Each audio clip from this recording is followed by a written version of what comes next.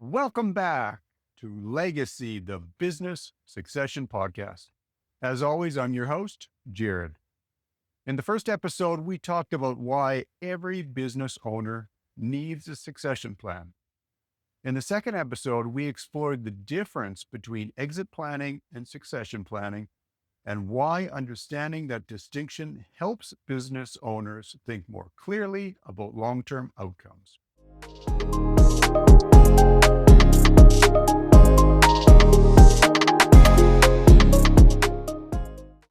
Today, we're addressing a question that comes up frequently when owners first begin thinking about this topic. When should you actually start planning your exit? Many people assume the answer is simple: 5 years before retirement. Sometimes the assumption is even shorter than that, maybe 3 years, maybe when an offer arrives, maybe when your energy begins to decline. But in practice, those timelines are usually far too late. The reality is that effective succession planning often begins much earlier than most business owners expect. And the reason is quite simple.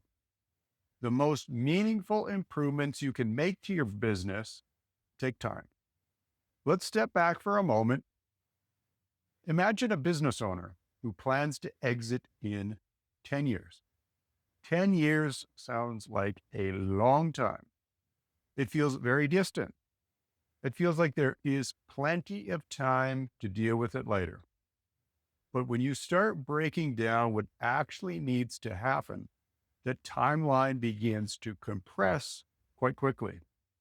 The first area that often requires attention is structure, corporate structure, share ownership, tax planning opportunities.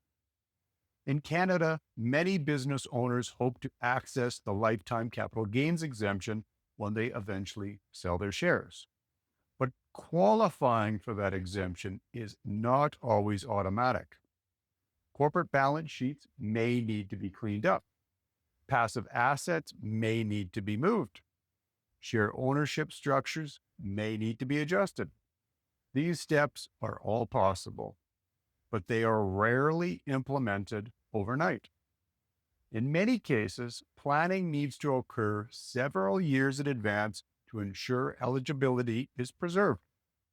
The second area that takes time is leadership development.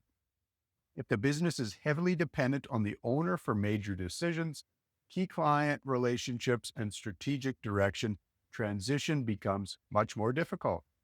Buyers notice that, employees notice that, even family successors notice that.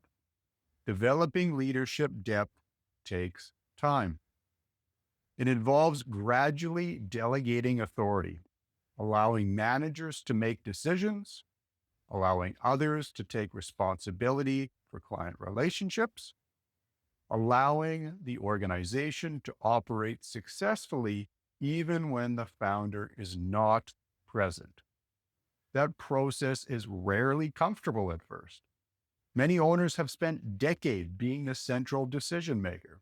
Stepping back from that role is a gradual process, but it is an essential part of preparing the business for a future that does not depend entirely on one person. Another area that requires time is governance and communication. This is particularly important in family businesses. If children are involved in the company, questions eventually arise. Who will lead? Who will own the shares? Will ownership be equal? Will responsibilities be equal? How will compensation be structured? These conversations can be difficult to have, but delaying them rarely makes them any easier. In fact, delaying them often allows assumptions to develop within the family. One family member may assume leadership. Another may assume ownership will be equal. Another may assume the business will eventually be sold. If those assumptions are never discussed openly, they can evolve into expectations. And expectations, when unmet, can lead to family conflict. Beginning these conversations earlier creates flexibility. It allows time for reflection. It allows time for adjustments, and it allows everyone involved to understand the long-term direction of the business. Another important factor is business value. Owners often assume that when they are ready to exit, the market will simply recognize the value of the business that they've built. Sometimes that will happen, but not always. Buyers evaluate businesses through a different lens than the owners do. Owners see effort, sacrifice, and history. Buyers see risk, systems, cash flow stability, and transferability. If a business relies heavily on the founder's personal relationships or personal expertise, that reliance can reduce perceived value. But the good news is that kind of risk can often be reduced with time. Client relationships can be transitioned gradually. Processes can be documented. Management teams can be strengthened. Financial reporting can always be improved. These improvements compound over time. The earlier they begin, the stronger the business becomes. There is also a personal dimension that is sometimes overlooked. Many business owners spend decades building their companies. The business becomes a central part of their identity. It becomes part of the daily routine. It becomes a place where decisions are made and problems are solved. When that chapter eventually closes, that change can be quite significant. Beginning succession planning early gives owners time to reflect on what comes next. Will they remain involved in a limited advisory role? Will they mentor the next generation of leadership? Will they pursue other interests or projects? These questions do not require immediate answers, but they benefit from early reflection. Succession planning is not simply about the mechanics of a transaction. It's about preparing for a meaningful transition in both the business and the life of the owner. Let me offer a simple way to think about timing. Instead of asking when you plan to exit, ask a different question. If you needed to exit within 5 years, how prepared would the business be today? Would leadership be ready? Would financial records be organized? Would key relationships continue on smoothly? Would ownership structures support a transition? If the answer to these questions is uncertain, that doesn't mean something is wrong. It simply means preparation has not begun yet.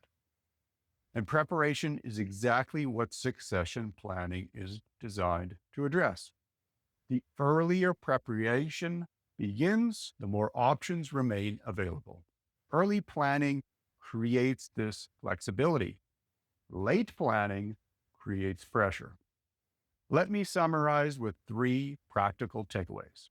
First, succession planning usually begins earlier than most owners expect.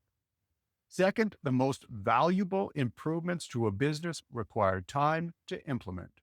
And third, starting early does not mean committing to an immediate exit. It simply means building readiness for the future. If you were unsure where to begin, we've created a structured business succession planning ebook available on our website at legacyllp.ca. It outlines the major components of thoughtful succession planning and helps identify potential gaps in preparation. It is designed as an educational framework to help you, the business owner, begin thinking about these issues in a structured way. You can download it directly from legacyllp.ca. In the next episode, we'll discuss the most common succession planning mistakes that business owners make and how these mistakes can be avoided with earlier and more intentional preparation. Thank you once again for listening to Legacy, the Business Succession Podcast. If you're building something meaningful, it deserves a thoughtful transition. We'll talk again soon. Take care.